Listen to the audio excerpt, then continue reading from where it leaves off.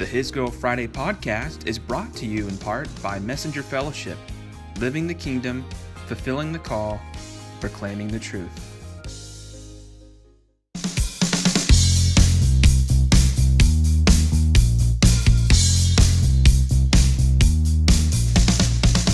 All right, how's it going, everyone? Happy New Year.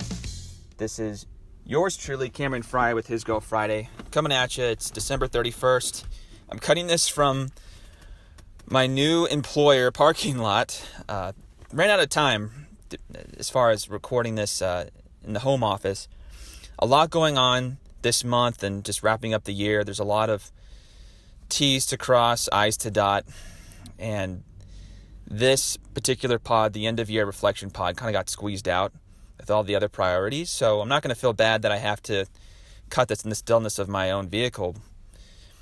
Just wanted to share some thoughts about the year and take inventory of 2019. I know a lot of you are doing the same.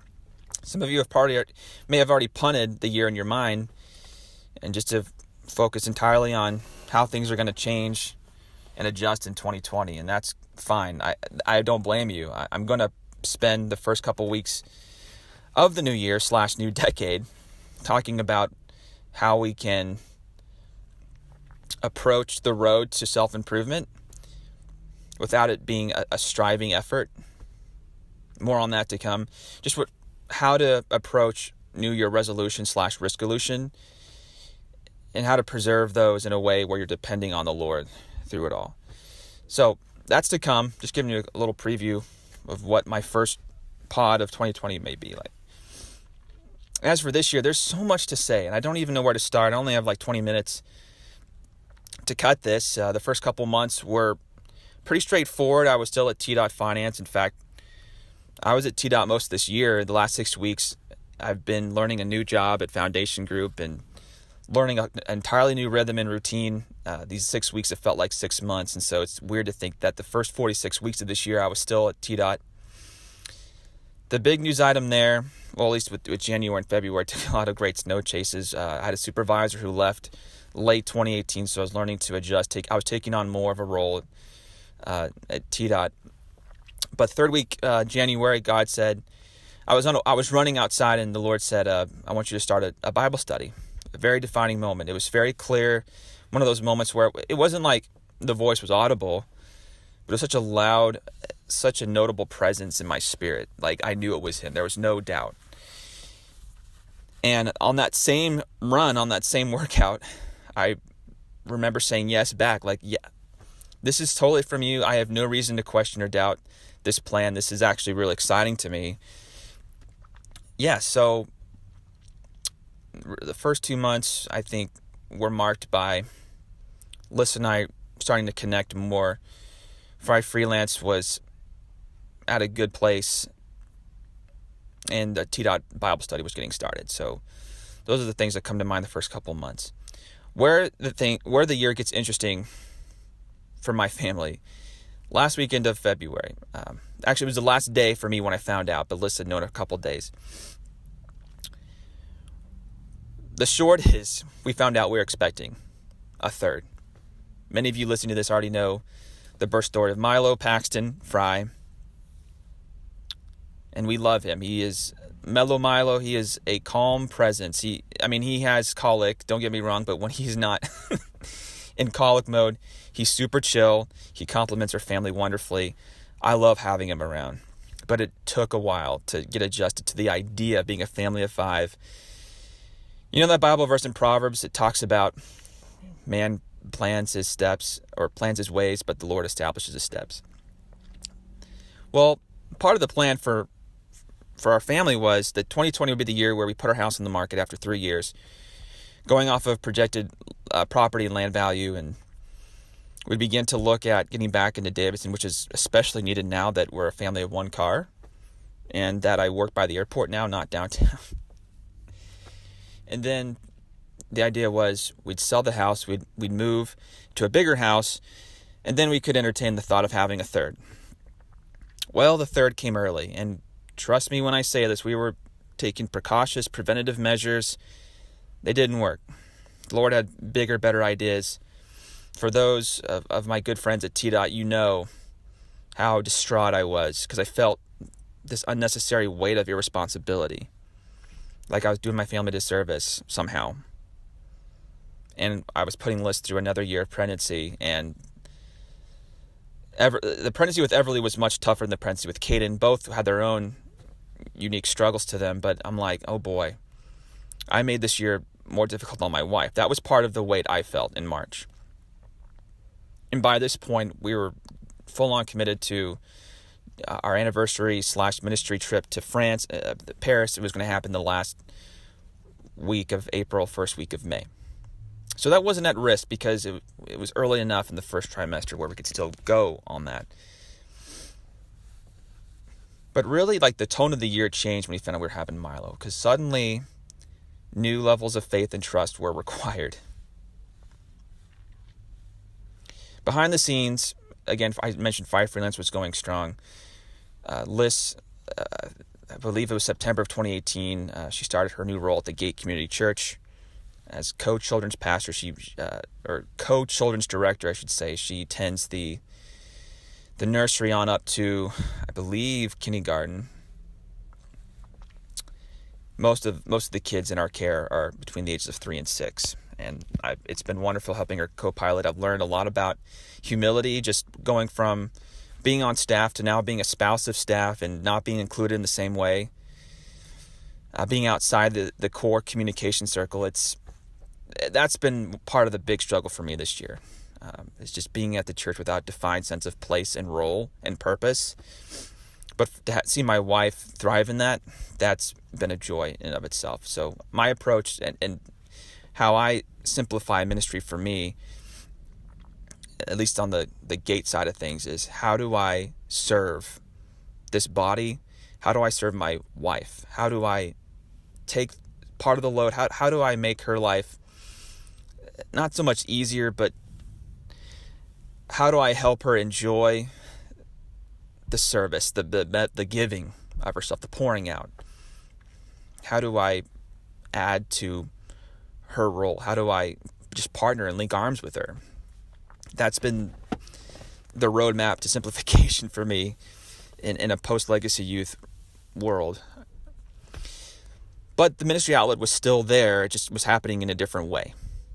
Going back to the T-Dot Bible study, we were meeting every Tuesday during lunch, and we had a couple solid gatherings early, some double digits.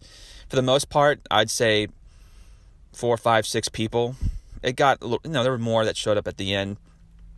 But from early February through my last week there, early November, there was a T-Dot Bible study happening on the 8th floor of the James K. Polk building, and other people were involved.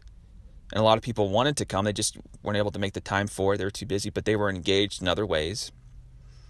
And it was awesome. We would do pizza or we would do luncheons for the floor every quarter.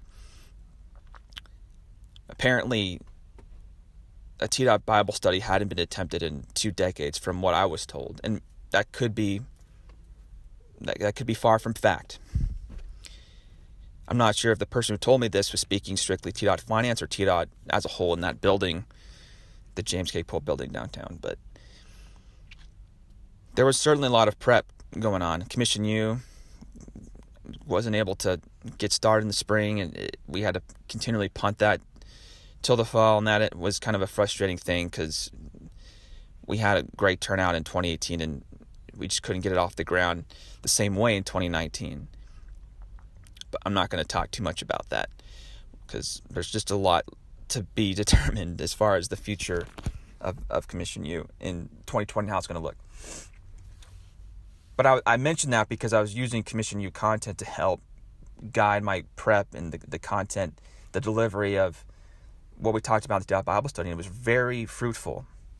Wonderful conversation, some of the best times with my T-Dot Finance colleagues in my 7 years there. And let me just say, going back to January, as soon as I found out, let me go back to early March, because the Bible study was already ongoing. Once I found out that Milo was coming, the plot of the year became a little bit more predictable. as in, okay, I'm going to be with T-Dot for most of this year, if not the entire year. But there was something in the back of my mind already percolating and expanding, this thought that there was big life change about to happen. I could feel the ending of the road with T-Dot. I just didn't know how the timeline was going to work out. And I'd say that started to merge in January, ironically around the time the T-Dot Bible study assignment popped into view.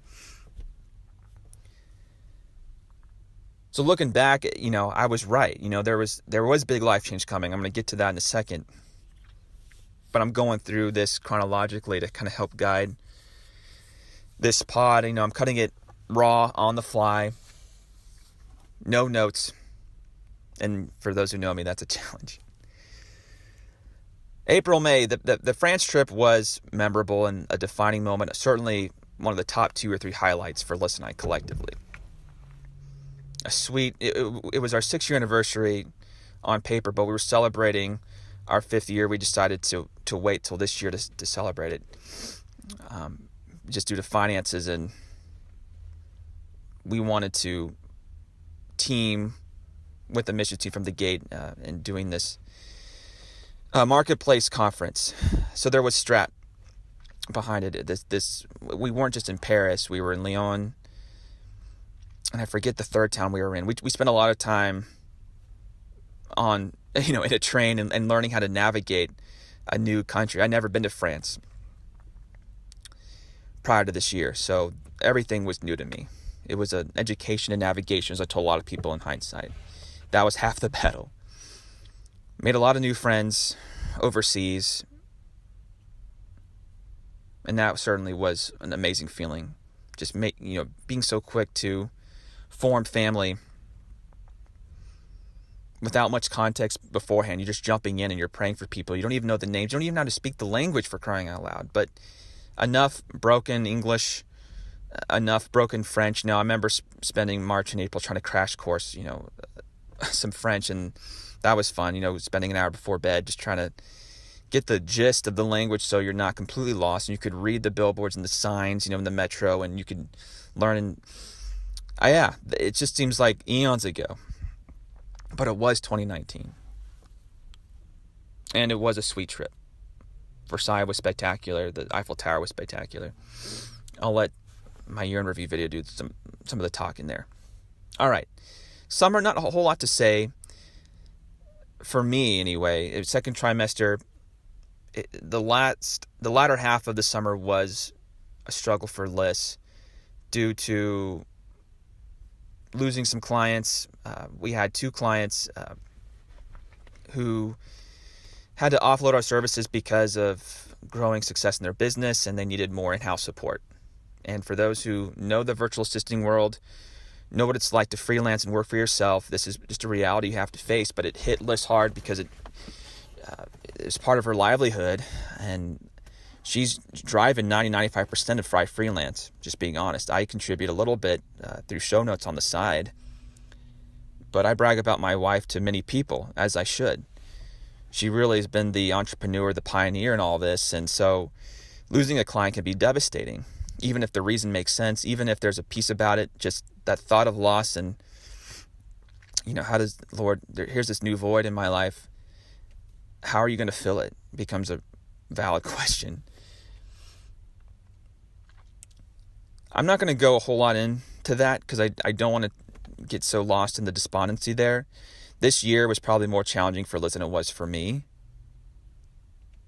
And the sources of life came in different places. So we were on the same page emotionally as a married couple, but the narrative, like how we would define the year, like I'm sure the tone she would take in cutting this pod would be very different. And I wish that maybe I'll have her on one of the first few pods we do in January, just so we can talk it out and you get a more complete, comprehensive view as what 2019 was for both of us. But at that point, she's approaching that 3rd trimester. It was a very emotional time. She had that weird rash come up. She had it with Everly as well. We still don't know entirely what it was, but I just mentioned that because there were some physical challenges along the way that were pregnancy induced. And as she said, and as she mentioned in the Q&A portion of this post. The pregnancy just added an extra layer of difficulty to every aspect of life. So we just had to persevere through that. And I had an opportunity to speak love and life and, love on my kids. And, it was great being able to talk to the belly again and just knowing that there's a very good chance this is the last of the small fries anyway. Today, Bible study was going well through early fall. I'm trying to remember some of the events that happened as we approached. It was basically staying the course, some personnel changes at work, some dear friends, some dear connections leaving or transitioning out. That was hard, but I didn't lose sight or lose heart because I felt my time was coming, and I just had to stick it out and just filter the year through the lens of finishing strong. The year, once we got in October though, we're okay, so we know what we're due in October. The due date we were assigned was the 29th, but we felt that Milo was going to come earlier than that. October 7th arrives, a very unique date in the calendar. I will never forget it because it began this 6-week stretch of just turbulence and utter chaos. So I get sick with a stomach bug. It's passed around the family, but it hits Liz in an entirely different way. I can't remember the specs, but I do remember her just lying on the ground in her bathroom and just her screaming, "Cameron, call 911. Something was going down, and I didn't know what. As I would find out once the paramedics arrived, it was a good thing I did call 911 because this had all the signs of preeclampsia. I may not be pronouncing that right, but you guys know what I mean or could look it up. She was so late. She was at 38 and a half weeks or something, or 37 and a half. She was, she was big at that point. We had to get her to the hospital, did an overnight at Dixon Horizon Medical. Thankfully, we only had to spend one night there, but she had to have a bunch of fluids and IVs just pumped into her. And it was tough. I got 1 hour sleep that night, but the adrenaline was keeping me up and going. She was really sick, and I really thought this would lead to early induction. Thankfully, it didn't. Milo would come 12 days later.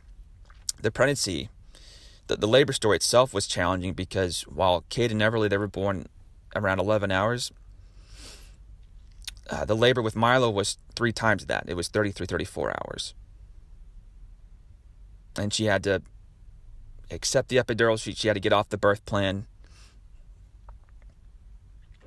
We had to call a lot of audibles during that stretch because we were stuck at 2.5 centimeters, and it was a microcosm of the year. That's why I go into detail, because the labor with Milo and just even what happened before, where we started to feel under attack physically, like feeling the assaults from the enemy.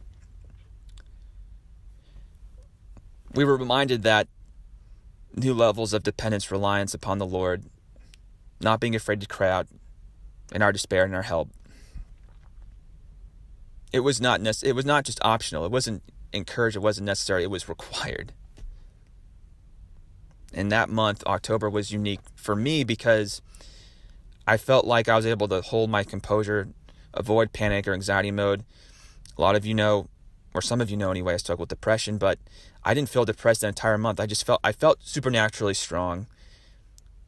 Because I'm like, it was almost like, okay, I get the target on our back collectively as a family. My wife is weak, and I feel weak, but I'm not discouraged about that. I'm going to receive the Lord's strength in my weakness and be the one to be there for my wife and to hold her hand, to hold her back, to prop her up in any way I can, to not just tell her it's okay, but that you not only got this, but you will have this, and it will be good once we get to the other side. Just reassuring her constantly. Going back to Dixon Horizon Medical Center, just wheelchairing her out, and just having to, there were times where I felt like I was carrying her literally.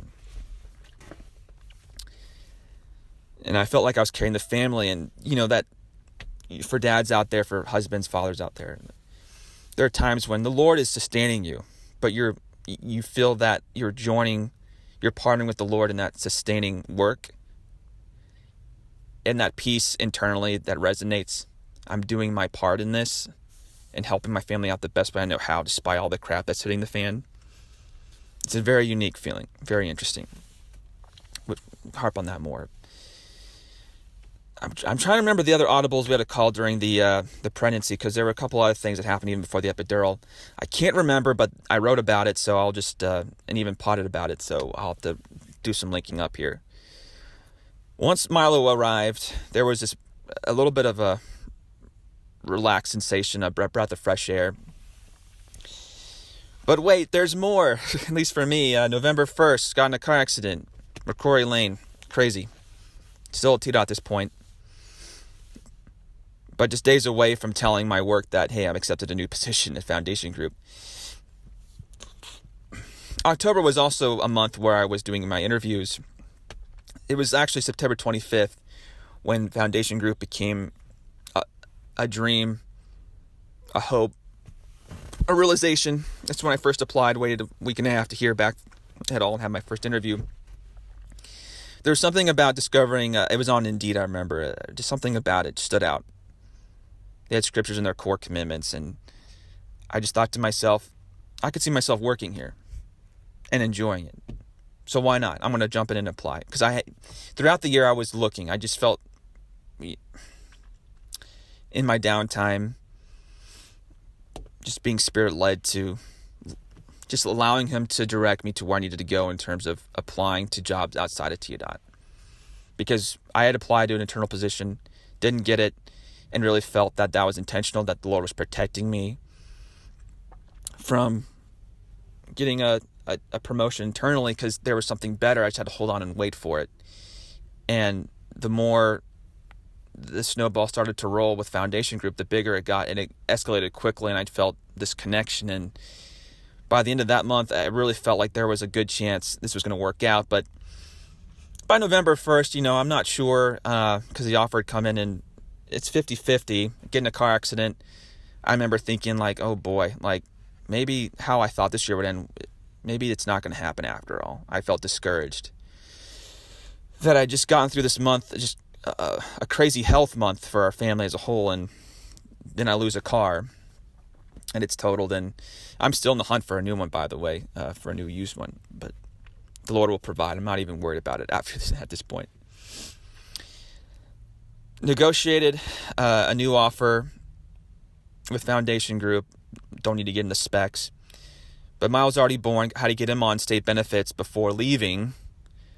Just a lot of overlap. Milo was born on October 19th. I started at Foundation Group, I believe, the 20th, so just about a month. Separation between new son and new job. I'm pretty sure any of you out there would know that that's a lot of life change in a short amount of time. You had almost being seriously injured in a car accident and having to rely on rentals and the benevolence of local church people and, letting them borrow their spare vehicles. I mean, it's just trying to make the ends meet. I mean, it's a 70-minute commute to work on an average day now from White Bluff to where I work across from Mona Manor by the airport. How to get to just used to this new rhythm. I'm still getting used to it. This fall was frantic. This fall was something else. I don't even know how to put words to it. I'm going to find new language eventually. I'm taking a deep breath. It's very fitting at the moment. That 6-week stretch between October 7th and the week before Thanksgiving, that was just nothing like it. I've experienced nothing like it. When it rains, it pours. And they say it comes in threes. That's fair. It felt like it was 3 for me, but it was a big 3. It was a very weighty, bulky, girthy 3. So, got through it. And now I'm really enjoying life with my new employer. I know I'm in the honeymoon period, but I really love the people I work with. They've received me and loved me well from the beginning in ways that I haven't known occupationally in my entire life. This is the antithesis of TDOT. And there's a lot of 5-star people there, but the continuity and the consistency and that Ramsey mentality, there really is a Ramsey light mentality, just doing work that matters. And there's a spirit of support. We have threads on Slack where we have a shout out thread where we just encourage one another and we give people these different shout outs and just say, hey, shout out to X person. They're killing it with the training and or they just did so well with this tough situation with this client.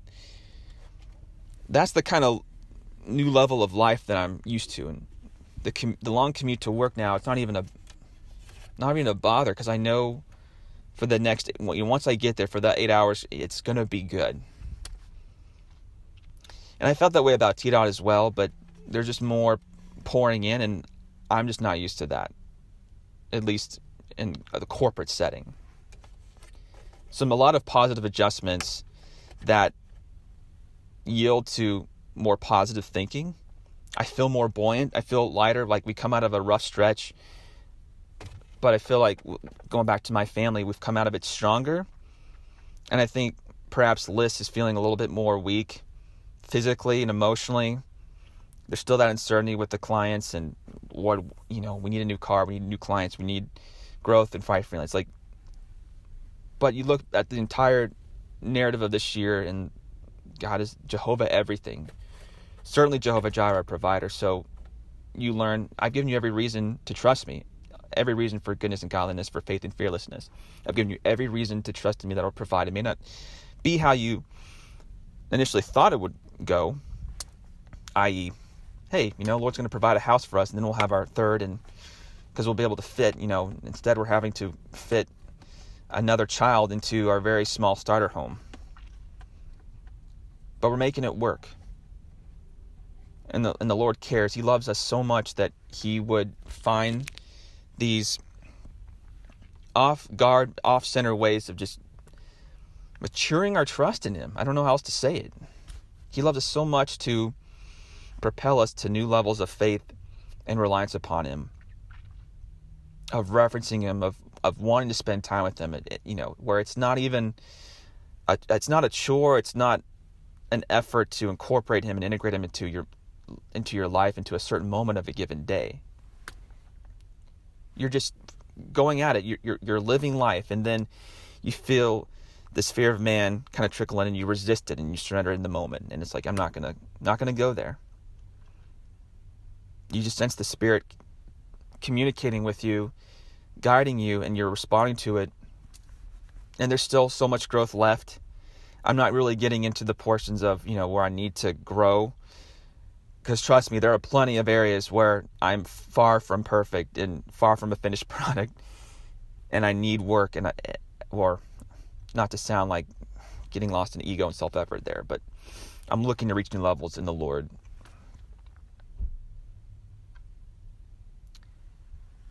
I'm just excited. This year, the way it's gone, the way it's ending, there is fruit and perseverance, the courage and the character that's built up through it. There's so much to say about holding on and staying the course, and that's part of my life message. I got to live out my life message in a strong, profound, powerful way this year. And I believe it's going to bless a lot of people. You have your story. You have your unique narrative of 2019 and of the decade. It's a very unique time where tomorrow it starts a new day, a new week, new month, new year, and a new decade. Very rare when we hit these days. And I'm sure that you've changed a lot. I'm sure you've grown up quite a bit. And you've had no choice in some ways. Like, you just have to say yes when push comes to shove. The T-Dot was a simple yes. I see what you're doing, God, and I'm going to receive it, not doubt for a second.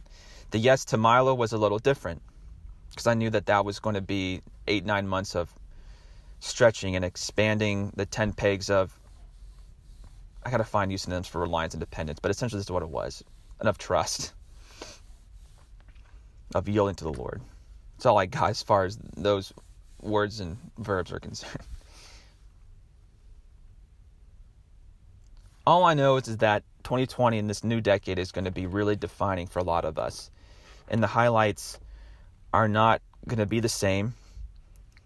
There may be more cons than pros in a given year. But the Lord's working in you. And don't live to have this amazing year that you look back and you're proud of. Don't do it that way. Because then you're going to play each year like not to lose. And don't approach self-betterment through the lens of self-betterment. Don't try. to be better. But receive God into your weakness and speak life and love to yourself and to one another, where you're honest and vulnerable with God about where you want to go, those new levels you want to reach.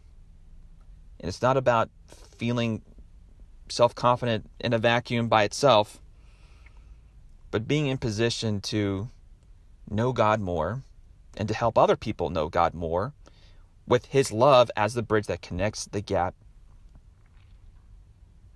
In life, again, it simplifies into reaching people with His love, to invite them into His family, for them to make that decision for themselves, to receive their love by God identity, and to find freedom from sin and bondage, baggage, to experience breakthrough from, in character and integrity and in business and the skill sets that God has given them, to discover God in life and everything that they are, they have it, and what they will be. This is part of my prayer for you listening to this. That there's a refreshment that comes over, that God sets, the metaphor, the word picture comes to mind is He's resetting the browser of your life. And as He resets it, it's not just a new page that opens or a new tab or new window, but a completely different system. Some of you know what it's like to go from like Windows 8 to 10 or 11 or something. You don't usually click the refresh button to do that. But in this case, that's kind of what comes to mind. It's like you're going from Internet Explorer to Chrome with one click or something. And God is the one who's refreshing you. He's going to take you to new heights in Him because He loves you. But the pathway, don't be discouraged if it's prodigal son-like in nature. It's often very windy. There's scenic routes involved.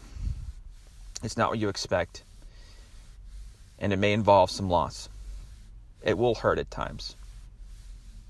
But God is in it, and He's there. He doesn't forsake you, doesn't leave you. And I know it's very basic, very simplified theology, but it's so true, and it's worth repeating yourself every day. Even the spiritual giants out there, those who are walking closest to God, they would tell you that that's something that you speak over yourself and over your family every day. That gratitude of, Lord, I thank You that You're working in us, that You're guiding us, You're directing us, You never leave us and forsake us. You are our shepherd. Even in the darkest moments, even the shadows of life, there are rivers, there are wells of life, of living water that we can know and experience, and we can invite people to and to partake. And even if it's just a little glass that we're giving Him, that's going to mean a lot, and God could use that. So don't sell yourself short, and don't sell the small day-to-day works He's doing in you, even through the mundane, through the basic. He can, God is God. He is not bound by anything. So I'm excited for you. It's all I got. It's all the time I have for anyway. Look forward to catching up with you, and hopefully we'll have more time to interact in 2020. But all I could say is, it's going to be an amazing year, amazing decade, and I look forward to living it with you guys. I'll catch you on the fry. Peace.